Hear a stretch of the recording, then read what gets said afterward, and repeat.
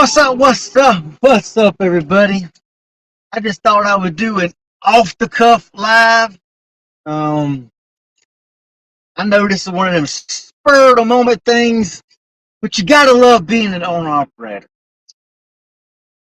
Yeah, being an owner operator absolutely stinks sometimes.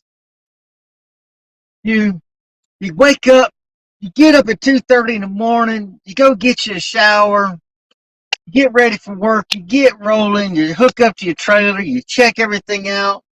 You're rolling good. Everything is running just nice and smooth. You get loaded, no problem. In and out, hour tops.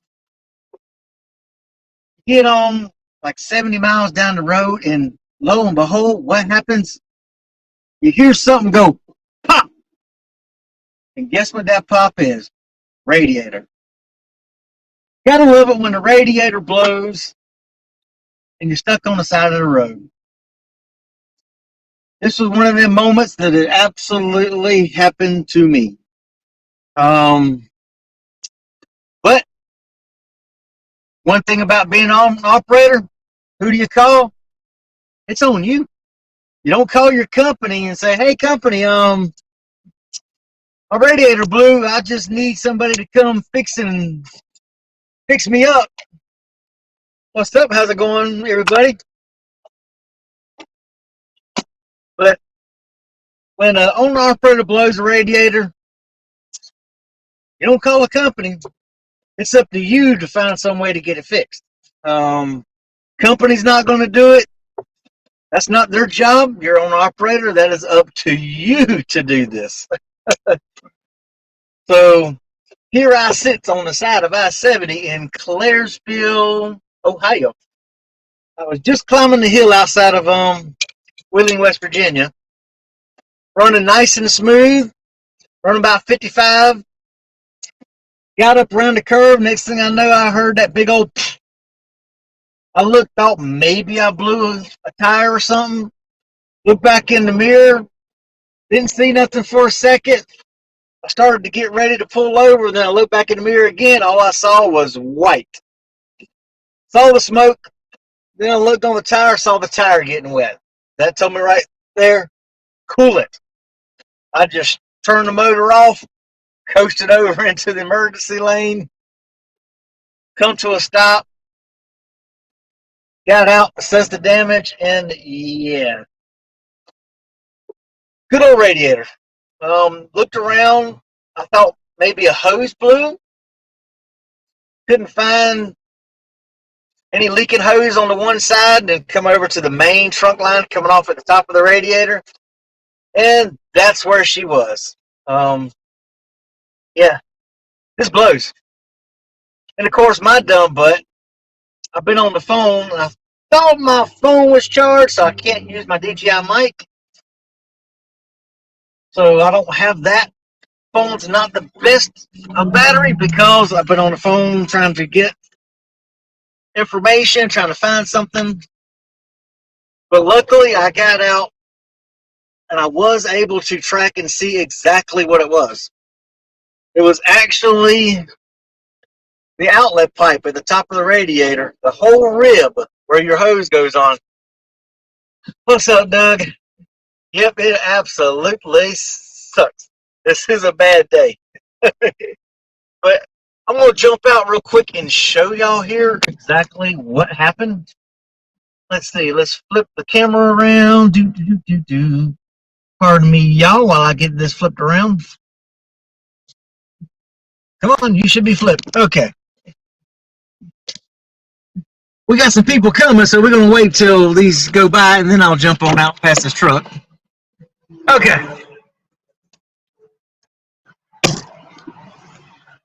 As y'all can tell, everything's white from daggone coolant.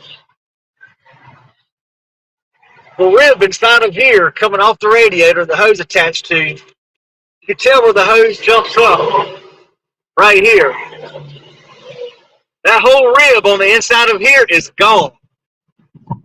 So, no coolant. Let's see if we can look inside.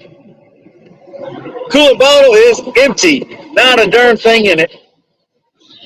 So we have coolant. I'll tell y'all how I got it in just a minute. But I called the shop since the rib was gone, but there is a plastic up to about right here. So they told me go get some JB Quick Weld, put that on there, let it sit for about 3 hours. Put the hose clamp back on, let it sit for about 3 hours before I even put coolant back into the truck. So that's what I did. I tried finding an Uber. There was no Uber anywhere around, but right up there is a Comfort Inn. I had a Comfort Inn sitting right there. So I'm like, hey, that's cool. I woke up, went in there, asked them, because Uber couldn't, after like 10 minutes, Uber couldn't find anybody anywhere near. They gave me the number to a BJ Transport in town. So I got a ride from them. They came up, gave me a cab ride, 2.1 miles right off that exit up there. Then right up there was a daggone Walmart. Y'all can kind of see the trail that I left getting into the emergency lane. Woo. We jump back in here where it is maybe a tad quieter here, y'all. See if we can flip this camera back around. Doo-da, doo-da, doo. All right. Hopefully this is a little bit quieter, y'all. But yeah, I was able to go up there. I got a hold of them. They gave me the number to a cab, BJ Transport. So I got with them. It was $40. Well, 36. I gave the guy the rest of the tip for the cab. To get me up to the Walmart there. So hey, $40 for a cab ride up there to grab 6 gallons of coolant, because now there was still a little bit of coolant in the line there. So I know it's drained down, but because as soon as I noticed and I saw the steam, I shut the truck off and coasted, trying to keep it from blowing any more freaking coolant out. So that might have helped save me. But my main concern, I called our shop, Dub's Big Rig Rehab in Macon. Our terminal's at Landstar Authorized Repair Shop if y'all need it in the Macon area. But I called them and said, hey, look, that plastic rib on the radiator's gone. I said, can I even start the truck if I get coolant in there? Is that little piece of plastic, is that going to make a big difference? Is that going to get in the motor, junk something up? They said, well, that probably blew out whenever it come off and blew the hose. That probably blew out. So I'm hoping that's the case. But they said that small amount of plastic, it may have just blown through the system. So I'm hoping maybe that's the case. Hopefully it's not anywhere in there. But they did tell me, hey, look, I've got a cab coming. They're going to take me up to Walmart and get coolant. He said, get some JB Quick Weld, put that on there, let it sit, put it back together, let it sit for at least 3 hours to give it good cure time. Then go ahead and put coolant in it, and hopefully that'll get me back to Georgia with it. I hope and pray, because I really need to get this load back there. So I'm hoping that this is all going to work out. Everybody wants to say, hey, owner-operators make all this money. But look at how much, we spend. Because now, those who know me, they know I've got a computer laptop here with all my stuff in it.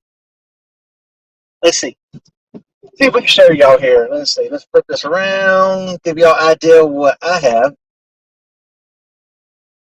Come on. I was up there in Manistee, Michigan, just across the Great Lakes. So I love my Trucking Pro software. It's used to be Fogline software, and now it's Trucking Pro software. Right there. Y'all go check them out. Absolutely great software. So I can go back here. I can look at my expenses, expense list and categories. I can go into categories. Look up truck repairs. truck repair category right there, and that'll pull up all my stuff here. Let's see, radiator. I know, replace radiator. I just replaced the radiator for freaking $2,700. Well, 2,300 and some change. Yeah, it's $22.67 and then $89 credit card fee. So we just had this thing replaced in December, and now it's already freaking, it blew the freaking end off of it. So now we have a new radiator. But our shop, they like, hey, look, we're going to go ahead and get a hold of a metal radiator. I said, pay the extra, overnight it, whatever it costs, overnight it, get it down there to the shop, tomorrow. If I can get there tomorrow, hopefully this will hold and get me back to Georgia. I'll turn around and get this unloaded tomorrow in Macon, get right to the freaking shop, get the radiator replaced, then try to get moving, hopefully, Thursday. Or tomorrow's Thursday, Friday, I hope. But yeah, owner-operators, it's money. I mean, we do spend a boatload of money. My fuel this past week here was actually not bad. With my discount, I was only at $2,028. The week before, I was at $37.95. So, we spend a lot of money. People don't realize owner-operator isn't fun and games because you can't just call work, even though I'm leased on M. Gibson. I'm an owner-operator. I can't call them and say, hey, can y'all find me a tow? Can you find me a cab ride? What's up, T-Bone? I'm having your luck there, T-Bone. Radiator, the hose bib, I guess you can say, coming out the top of the radiator. That whole freaking lip with the raised lip that holds the hose on blew off. Just the plastic just come apart. So I don't have anything holding the hose good to the radiator. So it blew a boatload of coolant out. For those who are just joining. So I was able to go ahead and get a cab ride up because M. Gibson, they can't do it. I know, right? Flex Seal. So it's not M. Gibson's problem.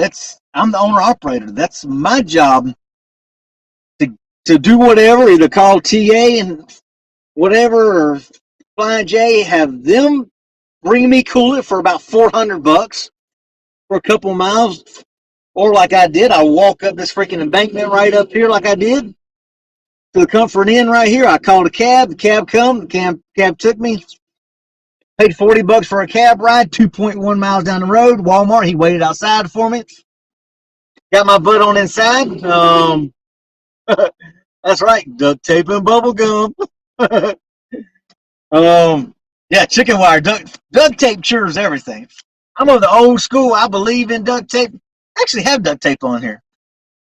But it's like the shop said, with what I have, there's nothing to hold. Y'all know what I'm trying to say. There's nothing to hold the hose on that straight end of the freaking outlet pipe coming out of the top of the radiator. Without that daggone raised lip on that nipple, yeah, on the radiator nipple, woohoo, nipple. You can put a hose clamp, you can clamp down on it, but it's already missing some of the plastic that got ripped off when it ripped off that raised lip. So the hose can just slide right off. Even though I clamp it on tight, if it gets any kind of good pressure, it can just slide right off with pressure. There's nothing holding it. So I dogged it down. I got the Flex Seal. See, now you got me saying Flex Seal, T-Bone. So now I've got the JB Weld on there, letting it sit for about 3 hours, and then I'm going to top it back off and cool it.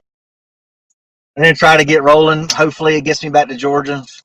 But these are the things that owner-operators experience. I mean, it's an absolute, shall we say, crap show. I know, right? The electric trucks are cool. I'd love the electric trucks because the torque, the horsepower, they don't lose the power like a regular standard engine. But You know how heavy that's got to weigh with the batteries to get any kind of distance? I mean, yeah, if you're doing just daily local stuff and you can charge your truck each night, that's one thing. But running like this 100 miles a day, and not very practical for an electric truck. But I do like the concept of an electric truck, to be honest. I think they are kind of cool. Just the power of everything that they have and the torque. I mean, they can just go right on up a hill and not even think anything. You're right, Curtis. I am trying with the JB wheel, so I'm hoping that I'm hoping it holds. But I was running good. I mean, truck didn't overheat or anything, so that's a good thing. I mean, most trucks are on the side of the road, overheating, but it just blew the line right off. But I'm thinking that when they go ahead and put a new radiator, I will have them go ahead and replace the hoses also. Now, I replaced the heater hoses going back to the APU when my APU coolant line blew last year, going from I-77, getting on to 81 South, or that little flyover in Withville, where you're coming from 81 North, you're crossing over 81. I sat on the side of the road there, with a blown coolant line to the APU, which I shut it off, but I still lost enough coolant where I had to have coolant brought. I should have done that then. Paid for an Uber or a cab to come get me. That would have been cheaper than what TA charged me to bring me coolant, because that was ridiculous. Most of it is instant power, and in the winter time, rainy weather, there must be a way to limit the power, or I'm trying to see the whole thing. Come on, there we go. There we go. But on my end, I can't really see the full comment that Curtis left. So, yeah, now, that is one thing about them. They do have the power. So, yeah. And imagine those suckers on cruise control in the freaking rain and not even missing a beat. And they just take off. So, yeah, that does make sense, Curtis. But, yeah.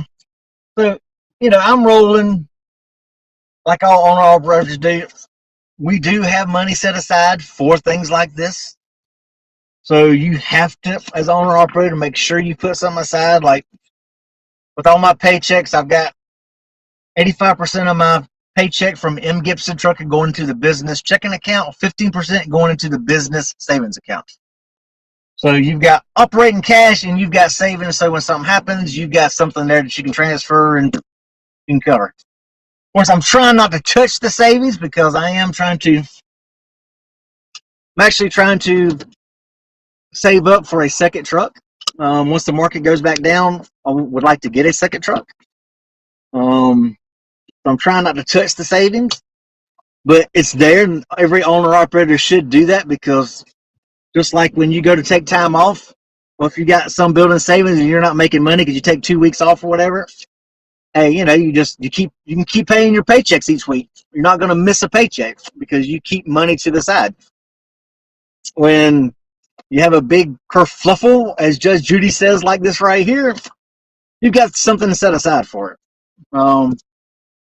Be able to pay for it. So mainly I'll actually put stuff on credit cards so I can get the points off the credit cards, and then, perks and rewards off credit cards, and then I'll pay down the credit card accounts.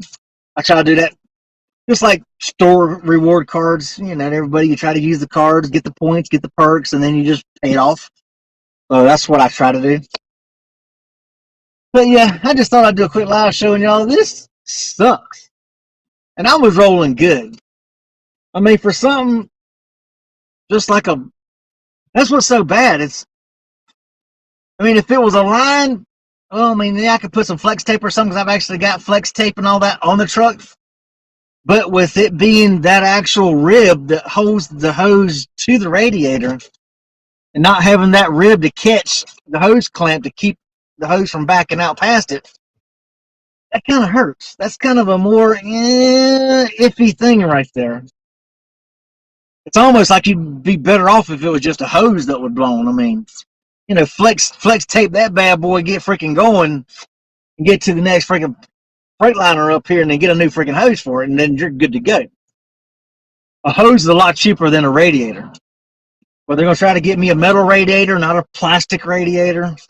They're going to try to see if they can get a hold of a metal one, have it overnighted. That way it's there, get it done, and then I'm good to go. So, anyway, I hope everybody's day is coming out better than this. I mean, good thing is I've still got about 2 hours left on my time to sit here and wait for it to cure. So I guess I'm going to try to put a video together. I've got my cameras downloading footage of the loading rack where I got loaded in West Virginia. Got loaded with some lube oil, so I'll have that, a little bit of driving, so I may have time to actually put a video together, maybe. I'm kind of frustrated now that I've been here and, killing basically 5 hours on the side of the road. By the time I got it all pulled over, checked out, and got up there and waited for an hour for the freaking cab. I'll be there in about 20, 30 minutes. 55, not 20, 30. 55 for the cab to get here. And then by the time to go to Walmart and then come back, so I'll have 5 hours killed here. So I'm extending my day already, and I've been up since 2:30 this morning. Do I really want to run until like 2:30 in the morning again? Not really. Not really. But I do what I do. That's just how I roll. I'm one of them, I'm one of them drivers who do what I have to do to get the load delivered.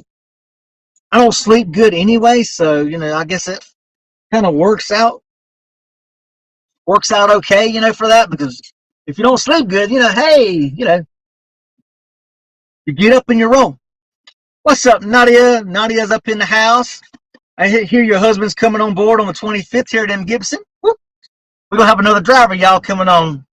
Nadia's husband, that they coming on. He's ready to make some money because we make really good money over here as long as your truck's not breaking down. Yeah, that's the thing. As long as your truck's not breaking down, you're making good money. Anyway, y'all, I hope everybody has a good, safe day. I hope y'all are definitely rolling better than me. Hope everybody had a great 4th. I guess I'm going to break down instead of laying down, taking a nap, waiting on this to cure. I guess I'm going to try to somewhat put a video together. May not get it put together for tomorrow, so I may have to wait. You may not see a video till Friday. If I don't feel like it, it does it. Like I say, y'all, it's hot. Since I can't top off the coolant, I can't run the AC. The APU for AC, so I have no coolant. I'm over here sweating to death. Got the window closed so y'all can hear me better. Even with the window open, there's still not much of a draft blowing in this way. So it's still pretty rough in here, so yeah. Anyway, y'all have a good, safe, blessed day, and we will holler at y'all on the next video. Like I say, if I don't have a video tomorrow, look for it Friday. We'll have something going on. We'll have some music, some footage of the thingy and all that. I may take my drone and fly it over the truck and get some footage of this. I may do that. Y'all just try to go back and track and see how far the trail goes back with the cooler. We'll do that. Anyway, y'all have a good, safe, blessed day. We'll holler at y'all later, y'all. Peace out. Even when you feel low, you can still go. Even when you feel slow, you can still go. Even when there's no hope, you can still go. I never answer to no, man, I still go. Go, go.